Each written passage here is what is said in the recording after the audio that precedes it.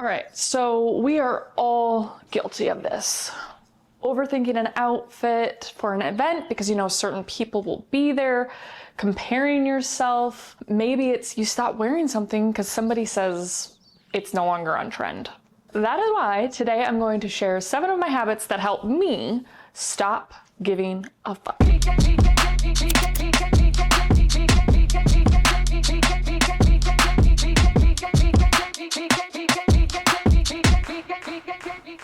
Habit number 1 is turn off social media. You don't have to turn off social media for the rest of your life or anything like that. But what I like to do is sort of like an annual habit. So it's not like a daily habit, but an annual habit of mine is I like to detox from social media. So I delete all the social media apps except YouTube, of course. But I find taking a 30-day break always helps me to sort of reset and kind of come back to myself and not be distracted by all this outward noise, I guess, all this stuff that kind of comes in and confuses me, I guess, especially when it comes to my own personal style. It definitely helps to sort of have that reset. So I will be actually starting my 30-day detox here soon. Perfect timing, just with what's going on currently. This annual habit for me is just a way of resetting and starting over. Habit number 2, change focus. So when I feel myself getting pulled in by the, will they like this? Is this okay to wear? I now know this to be a trigger. And I often hear my brother's voice in my head saying, fuck 'em. And that's sort of my new little thing to kind of shock me out of that little spiral, that overthinking spiral that I get myself in quite often. So if you're like me and feel yourself slipping into those overthinking tornadoes or downward spirals, figure out what's sort of triggering it, and then figure out what's gonna snap you out of it. Is it gonna be a little flick of the arm? Is it gonna be a little pull of your hair? Is it gonna be a phrase you say that sort of shocks you out of your system? And then return to, I don't know where I'm gonna put this. And then return to, do I love this? Because really, that's all that matters. Do you love what you're wearing? If the answer to those 2 questions is yes, then there you go. You have your answer. So, habit number 3 is embrace imperfections. Yes. So I don't know when it was for me, but somewhere along the line, instead of always worrying about how perfect my hair was, making sure that it was perfectly straight or perfectly defrizzified, I decided I'm gonna embrace something beautiful. And that was bedhead. When I went short with my hair, this is gonna look better if I do this. So when I went short with my hair, I'd wake up and my hair would just be all sorts of crazy. And I'd have to tame it every day. I'm like, is this really worth it? And one day I just thought, you know what? I'm gonna throw a little bit more product in and call it a day. And you know what? It was the best thing I had ever done. For me, became a kind of style staple, a sort of style signature for just to have crazy hair. And it also made it real easy for me as a mama to just, you know, keep it steezy, I guess. So I'm not sure if this is a habit or if this is a now default for me, is just sort of embracing imperfections and finding the beauty in imperfections. You know, that's why I love a good vintage pair of jeans. There's beauty in the patina of a steel wall. There's beauty in an old reclaimed beam from a 100-year-old barn. So why can't there be beauty in us, in our little, you know, bumps and scrapes and natural sort of wear and tear? And that's sort of how I feel about clothes. I think there is some sort of beauty in wrinkles and sort of just natural life showing up in your clothes. I think that is the special sauce. It shows individuality. It shows who you are. It tells a story because nobody is perfect. And so if we're always striving to look perfect, Will we actually look ourselves, I guess, is the question that I always ask. Or maybe it's just that I'm lazy. Could be that too. I don't know. Okay. Habit number 4, talk back. So I think all of us have that little critic inside of us chirping in whenever we're in a certain scenario. Maybe it's we're scrolling through Instagram, maybe we're at a certain event, maybe we're putting together an outfit, but ultimately that little voice inside that says you're not good enough. It's not her fault, okay? She's there for good use, the inner critic. But I think it's our job to know when to talk back. I'd say this is the hardest habit for me to maintain because she can be strong sometimes.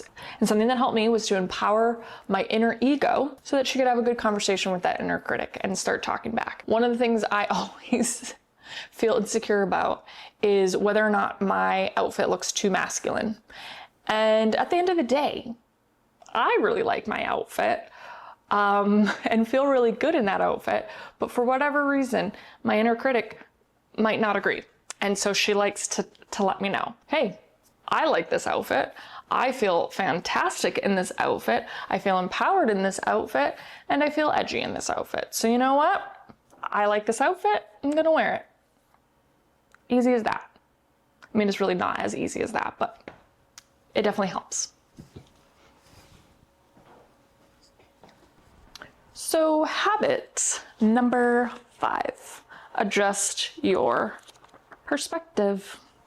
This habit has a dual effect. Comparing yourself to peers, to Instagram influencers, Pinterest photos, fashion magazines, and holding yourself up to an unlikely standard because you're comparing yourself to someone or something that you will never be because nobody's the same. So rather than compare yourself like for like, look at others as inspiration, as collaborators.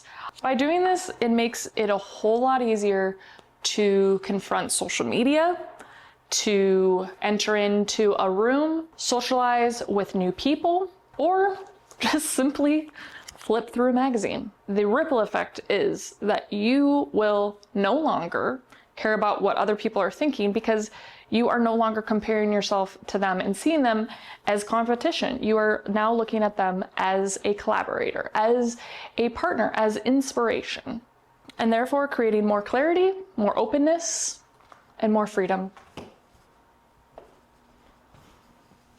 Habit number 6, romanticize my body.